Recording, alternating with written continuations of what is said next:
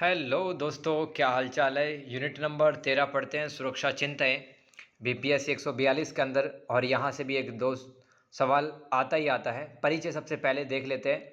देखो, सवाल क्या आता है इस चैप्टर से कि भारत के सामने आज 21वीं शताब्दी में कौन कौन सी जो सुरक्षा से संबंधित चिंताएं अथवा चुनौतियां हैं वो सामने आ रही हैं। ठीक है, तो सबसे पहले हम परिचय समझेंगे, किस तरह से उसका आंसर लिखना होगा। परिचय से समझो आप। वैश्वीकरण के युग में भारत के सामने अनेक सुरक्षा चिंताएं बन रही है, जो कि वैश्विक स्तर पर अनेक देशों को प्रभावित कर रही है। भारत ने आज़ादी के बाद 2 सम्मेलनों में हिस्सा लेकर भारत की एशिया व अफ्रीका देशों के साथ सुरक्षा सहयोग व एकता की बात की थी। कौन से 2 सम्मेलन थे? एक तो 1949 49 का एशियाई सम्मेलन, 49 का एशियाई सम्मेलन, और 1955 का बांडुंग सम्मेलन जो कि इंडोनेशिया में हुआ था। और एशिया सम्मेलन वह न्यू दिल्ली के अंदर हुआ था। भारत ने 1947 के बाद शीत युद्ध से दूरी बनाकर गुट निरपेक्ष आंदोलन का नेतृत्व किया। नेहरू की आदर्शवादी नीति के अंतर्गत आयात प्रतिस्थापन व आत्मनिर्भरता शामिल थी। ठीक है, आदर्शवाद नीति के अंदर देखो, नेहरू जी को जो विदेश नीति थी वो आदर्शवाद थी प्रकृति में, और उसमें आयात प्रतिस्थापन भी था। इसका मतलब क्या होता है कि हमें ज़्यादा से ज़्यादा सामान अब बेचेंगे, ना कि आयात करेंगे। ठीक है, और आत्मनिर्भरता थी नेहरू जी की विदेश नीति में। 1991 के बाद भारत ने आर्थिक सुधारों को लागू किया, जिससे भारत में वस्तुओं पूंजी व मानव संसाधनों का मुक्त प्रवाह हुआ। भारत ने आसियान व सार्क क्षेत्रीय संगठनों में महत्वपूर्ण भूमिका निभाई। पूर्व की ओर देखो नीति, लुक ईस्ट पॉलिसी जो कि पढ़ा चुका हूँ मैं, 1991 में लागू की थी। भारत ने दक्षिणी पूर्वी एशियाई देशों के साथ संबंधों को मजबूत करने के लिए की सहायता से भारत ने पूर्व के देशों से अपने सुरक्षा सहयोग को बढ़ाया है। वर्तमान में भारतीय सेना व सशस्त्र बल व पुलिस में सैनिकों की संख्या व आधुनिक हथियारों के बढ़ने से भारत दुनिया में एक मजबूत सैन्य शक्ति बनकर उभर रहा है। लेकिन आतंकवाद, नक्सलवाद जैसी समस्याएं आज भी चुनौतियां भारत के सामने। सुरक्षा का निर्धारण देख लेते हैं। पॉल विलियम्स के अनुसार सुरक्षा की अवधारणा दुनिया भर के समकालीन आज का जो टाइम है उसमें प्रमुख चिंता का विषय है सुरक्षा की चिंता, सुरक्षा की अवधारणा। ठीक है, सुरक्षा की कोई मानक परिभाषा नहीं है। संयुक्त राष्ट्र के अनुसार सुरक्षा एक ऐसी स्थिति होती है जिसमें राज्य मानते हैं कि उन पर किसी भी सैन्य हमले, राजनीतिक दबाव, आर्थिक दबाव का कोई खतरा नहीं है, और वे इस स्थिति में स्वतंत्र होकर अपना विकास और प्रगति सुनिश्चित कर सकते हैं। दोस्तों, अगर सुरक्षा संबंधित कोई भी सवाल आता है तो उसमें सुरक्षा की परिभाषा लिख देना आप पहले, है ना। तो इससे आपका जो आंसर है उसमें 4 चांद लग जाएंगे, और एग्जामिनर इम्प्रेस होकर आपको बटे में बटे देगा। फिर किसी राष्ट्र में सुरक्षा का अध्ययन करते समय वहाँ की राजनीतिक, सैन्य, सामाजिक, आर्थिक, पर्यावरणीय स्थितियों को भी ध्यान में रखा जाता है।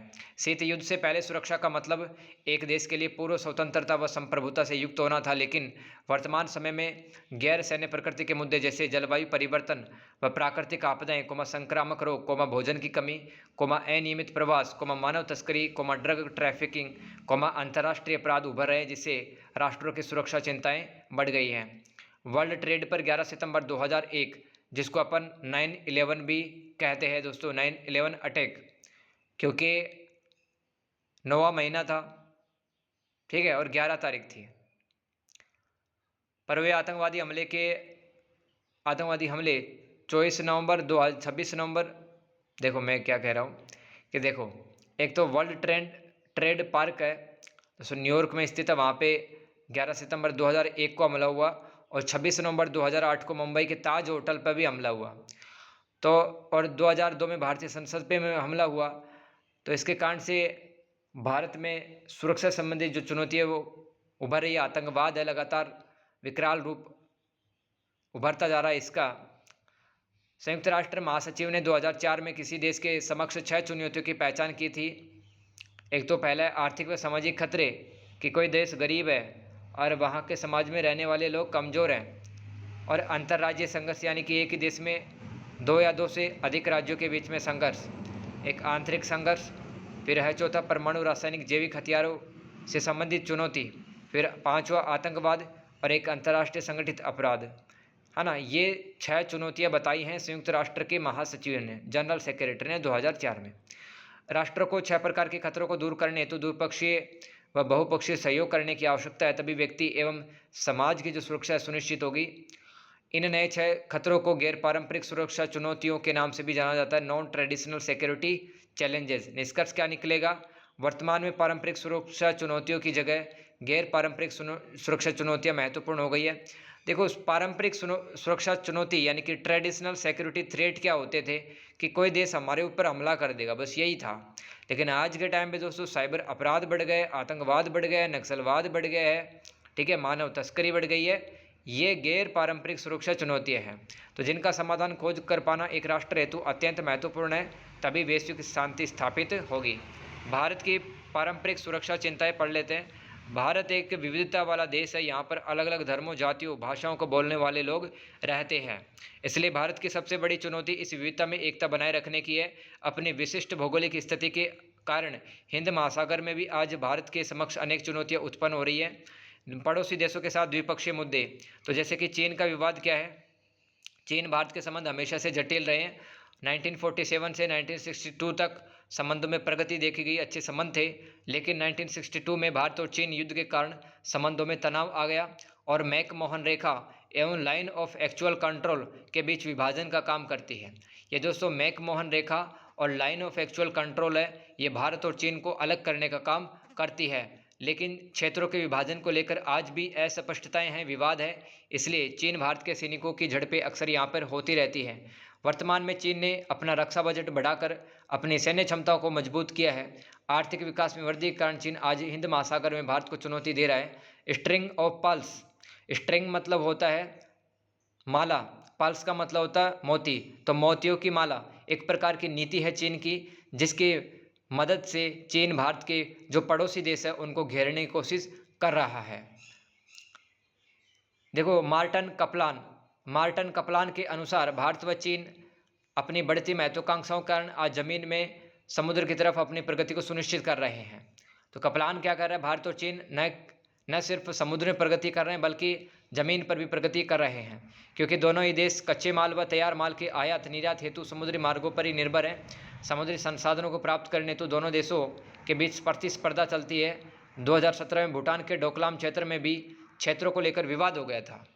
उसके बाद में पता ही है आपको कि भारत की सेना आई और चीन की सेना पीछे हट गई थी, फिर भारत ने भूटान का साथ दिया था। चीन व भारत दुनिया के अनेक हिस्सों में प्राकृतिक संसाधनों जैसे तेल व गैस की तलाश कर रही है, ताकि धन ऊर्जा सुरक्षा प्रभाव को बढ़ाया जा सके पूरी दुनिया में। चीन की एक बहुत ही महत्वाकांक्षी प्रोजेक्ट है दोस्तों, BRI, belt and road initiative. इस प्रोजेक्ट का एक हिस्सा है जिसका नाम है सीपेक माने चीन पाकिस्तान आर्थिक कॉरिडोर, इकोनॉमिक कॉरिडोर। पर भारत ने नाराजगी जताई है, क्योंकि दोस्तों ये सीपेक जो प्रोजेक्ट है ये गिलगिट बाल्टिस्तान से होके जा रहा है, जो कि भारत का ही हिस्सा है, ठीक है। चीन ने हिंद महासागर पे अपने प्रभाव बढ़ाने के लिए पाकिस्तान, श्रीलंका, बांग्लादेश, म्यांमार, मालदीव को बड़ी मात्रा में पैसा दे दिया है और उनको डेब्ट ट्रैप में यानी कि ऋण के जाल में फंसा लिया है। चीन ने पाकिस्तान के ग्वादर बंदरगाह का निर्माण कर अपनी स्थिति को मजबूत किया है। चीन ने जिबूती देश में अपना सैन्य अड्डा भी स्थापित किया है। ऐसे ही श्रीलंका के हब्बन टोटा बंदरगाह को 99 ईयर्स के लिए, ये 10 साल नहीं है, 99 सालों के लिए अपने नियंत्रण में ले लिया है। पिछले 20 सालों में चीन भारत का द्विपक्षीय व्यापार बढ़ा है, जिससे आर्थिक संबंध बेहतर हुए हैं, लेकिन अनेक क्षेत्रों में आज भी अविश्वास बना हुआ है। पूरी तरह से इंडिया चाइना पे ट्रस्ट नहीं कर सकता है। पाकिस्तान के साथ विवाद पढ़ लेते हैं। 1947 के बाद से ही भारत पाकिस्तान के बीच युद्ध लड़े जा रहे हैं, जैसे कि अभी तक 4 युद्ध हो चुके हैं। भारत पाकिस्तान युद्ध 1947, फिर 1965, फिर 1971।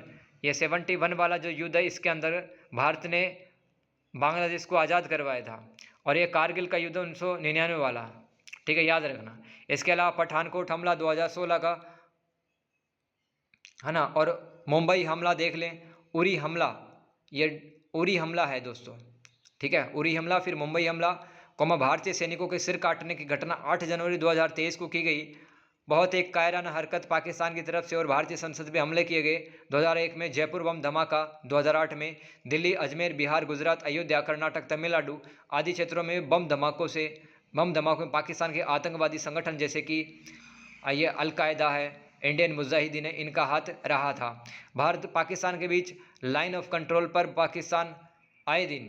देखो LAC है, लाइन ऑफ एक्चुअल कंट्रोल, वो तो चीन और भारत के बीच में है, जबकि लाइन ऑफ कंट्रोल यानी कि LOC ये भारत और पाकिस्तान के बीच में है। तो यहाँ पे पाकिस्तान के सैनिक है वो बमबारी करते रहते हैं। बमबार्डिंग लगातार होने से यहाँ पर रिहायशी इलाकों में जो लोग रहते हैं उनके घरों का नुकसान होता है, जान माल का नुकसान होता है। साथ ही पाकिस्तान सरकार व पाकिस्तान खुफिया एजेंसी ISI जैसे कि भारत की रो है RAW, वैसे ही पाकिस्तान की खुफिया एजेंसी है ISI, कश्मीर में आतंकवाद व नफरतें फैलाती हैं। पाकिस्तान ग्वादर पोर्ट, ये पार्टी नहीं है, पोर्ट है, पोर्ट का मतलब बंदरगाह, की सहायता से भारत के ऊपर नज़र रख रहा है, जिससे भारत का ईरान अरब के देशों व अमेरिका के साथ सहयोग प्रभावित हो सकता है। चीन और पाकिस्तान की मित्रता बढ़ने से भारत चिंतित हो गया है, क्योंकि दोनों देशों की नौसेना मिलकर के हिंद महासागर में भारत के राष्ट्रीय हितों के खिलाफ चुनौतियां खड़ी कर सकती है। पाकिस्तान के आतंकवादियों को जवाब भारत फिलहाल दे रहा है, जैसे कि 29 दिसंबर 2016 में भारत द्वारा POK में सर्जिकल स्ट्राइक की गई थी। साथ ही भारत ने ब्रिक्स, G20, यूनाइटेड नेशन के मंचों पर लश्कर तैयबा LET और जैसे मोहम्मद JEMA ठीक है पर कड़े प्रतिबंधों की मांग की है। चीन पाकिस्तान के अलावा नेपाल, बांग्लादेश, श्रीलंका, मालदीव से भी भारत में ड्रग तस्करी, अवैध मत्स्य पालन, इनकी घटनाएं आती रहती हैं। ठीक है, चीन पाकिस्तान की तरफ से भारत को सुरक्षा चुनौती तो मिल रही है, साथ में नेपाल, बांग्लादेश, श्रीलंका, मालदीव से भारत में ड्रग्स वगैरह सप्लाई होती है, अवैध मत्स्य पालन होता है, मानव तस्करी होती है यहाँ पे।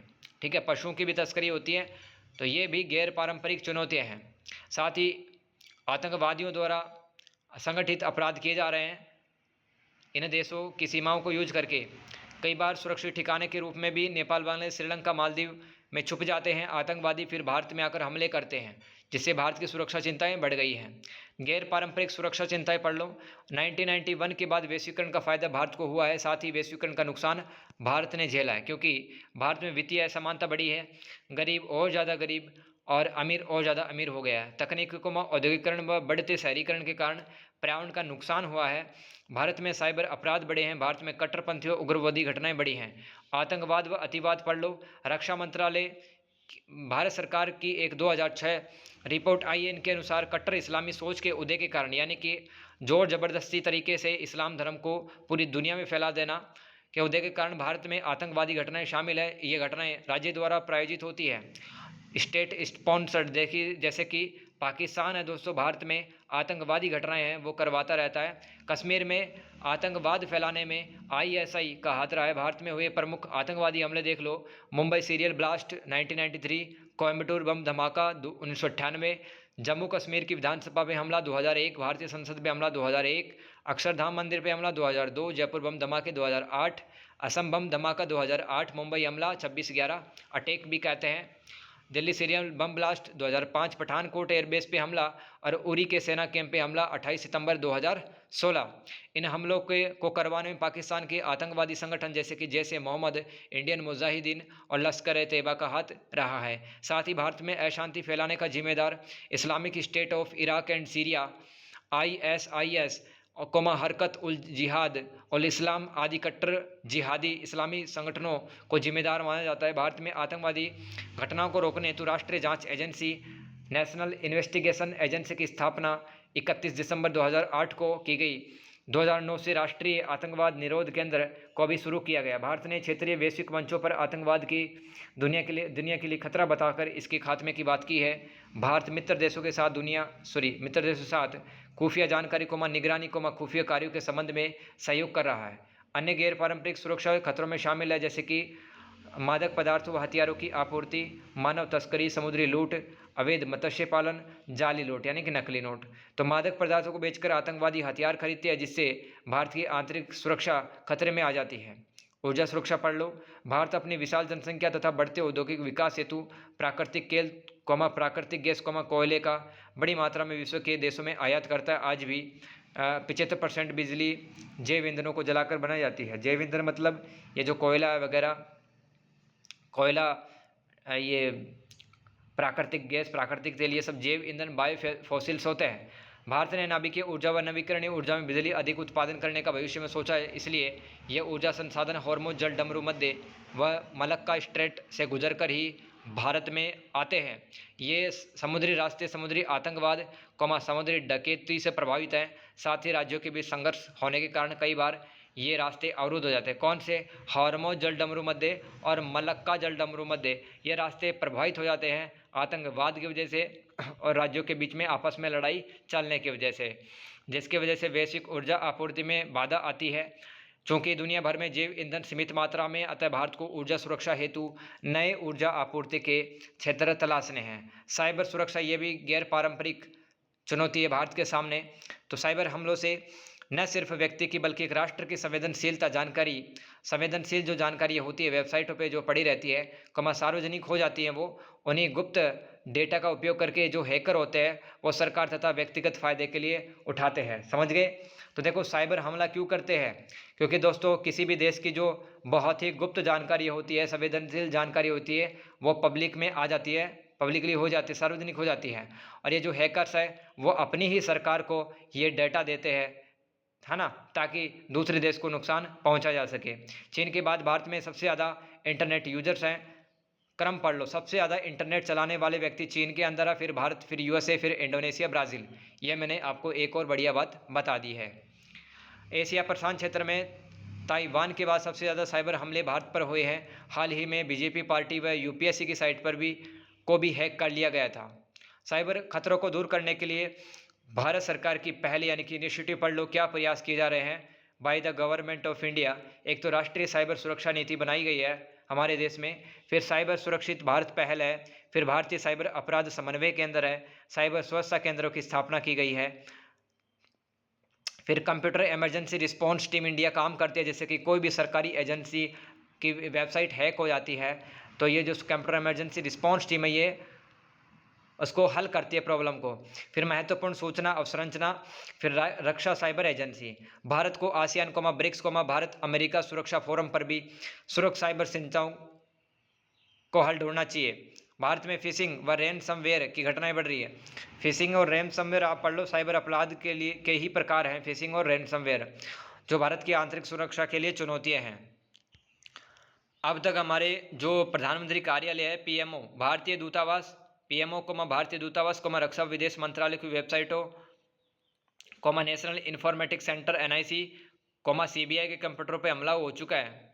अतः भारत की बैंकिंग निगरानी प्रणाली औद्योगिक क्षेत्र, रक्षा प्रतिष्ठान चिकित्सा क्षेत्र पर सबसे ज़्यादा साइबर अपराधों के प्रति ये संवेदनशील है।